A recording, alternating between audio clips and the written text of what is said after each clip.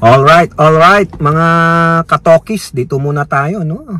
Gamitin muna natin yung time ng isa nating YouTube channel, no? Si Tokis Virador. Dito muna tayo kay Simply Tokis Vlog, mga kababayan, no?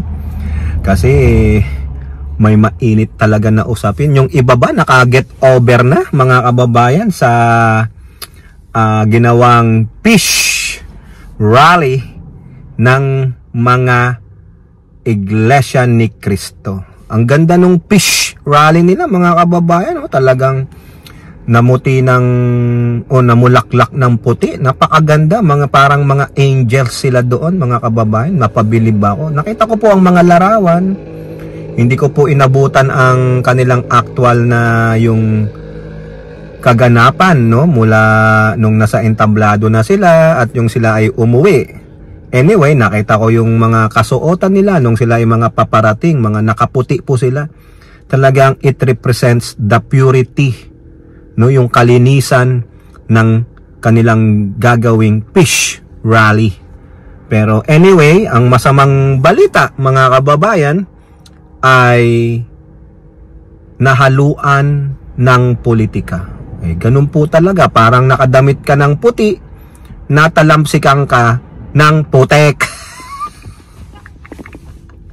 Di ba? So ang isa sa mga binabatikos ng mga karamihan ay napunyeta ang peace rally ng mga miyembro ng Iglesia ni Cristo dahil sa isang napakasinungaling at bulaang representante ng Sagip Duterte party list na walang iba kundi si Dante Marcoleta, no? Marami po, nakaramihan din ng mga miyembro nila, no, ang na-disappoint dahil pinagsalita si Marcoleta na ang mga binitawang mga salita ay pagbabatikos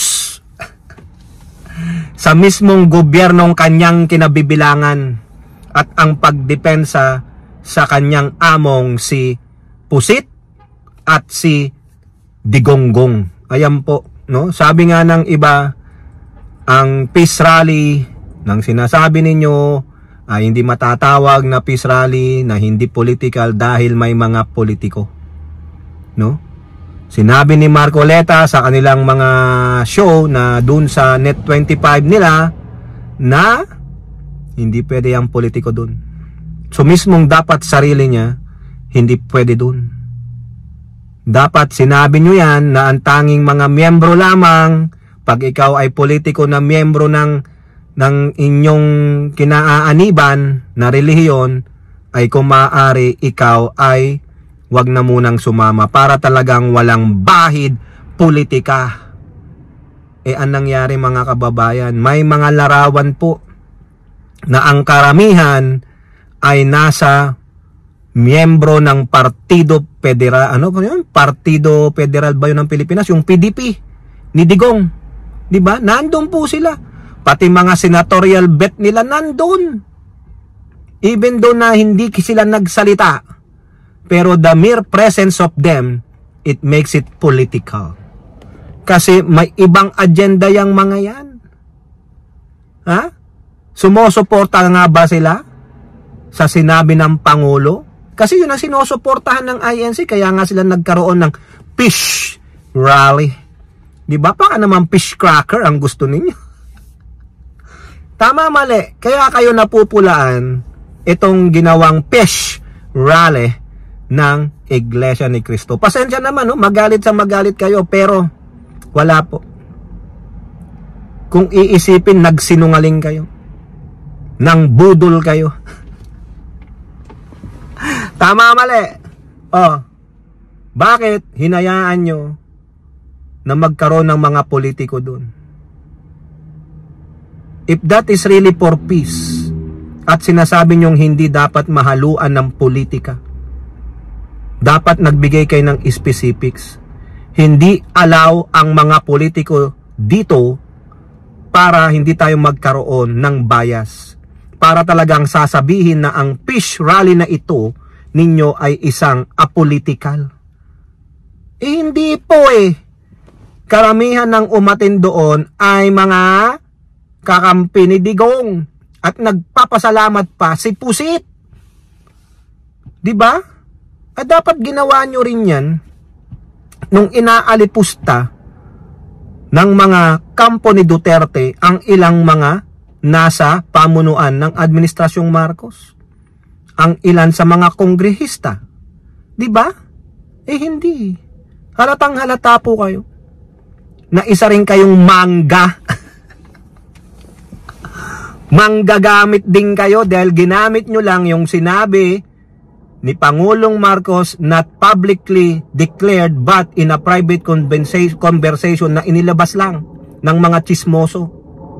'Di ba? That conversation should not be out in the public but in a private conversation. Dapat nga kinasuhan yung naglabas pero ginamit nyo.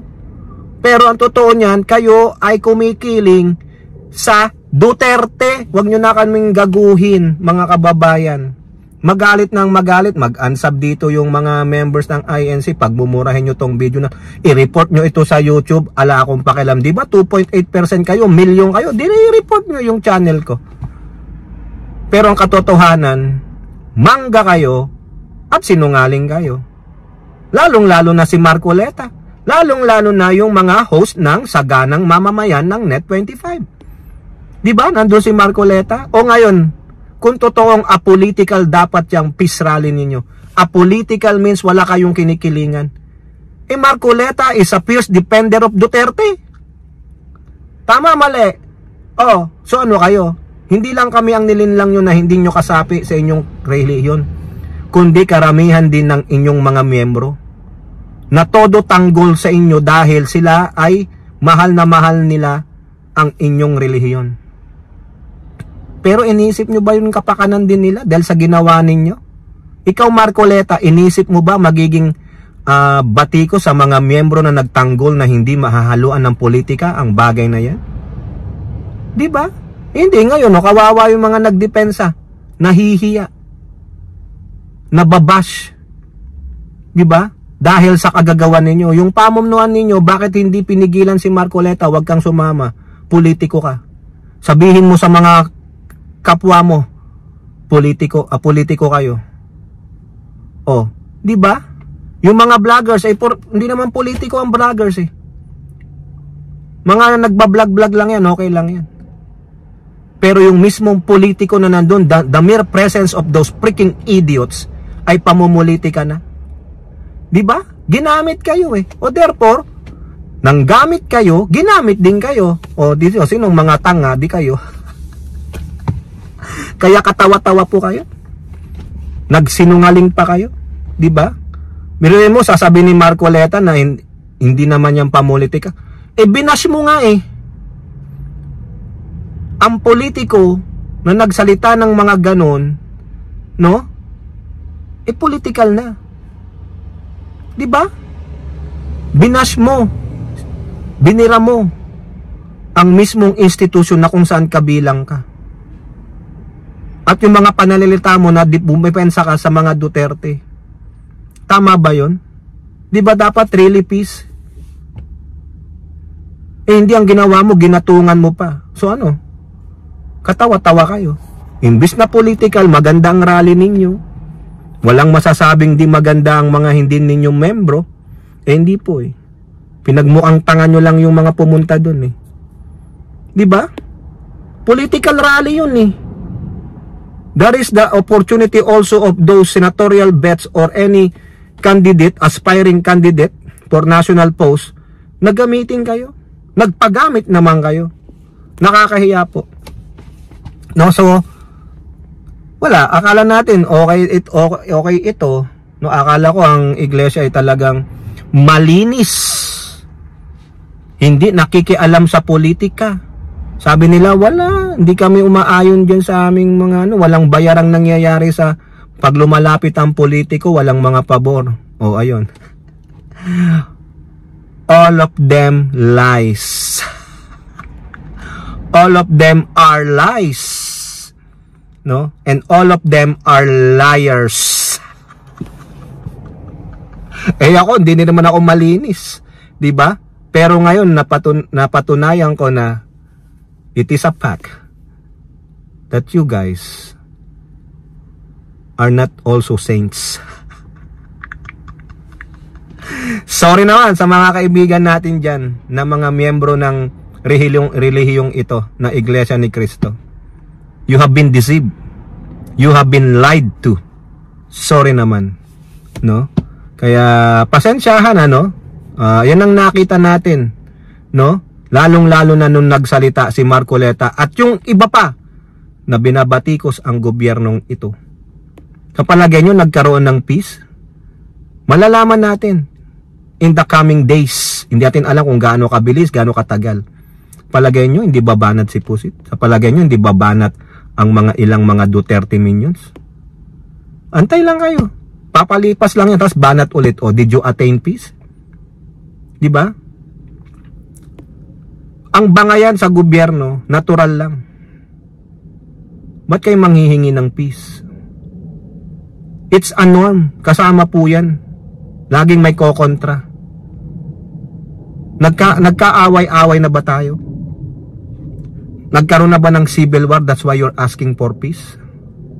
Kung nag-aaway-away man ng vlogger, it's salitaan lang.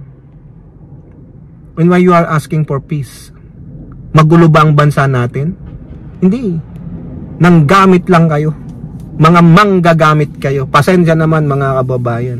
Diba? O yun, marami pong nagsisisi na mga nagtanggol.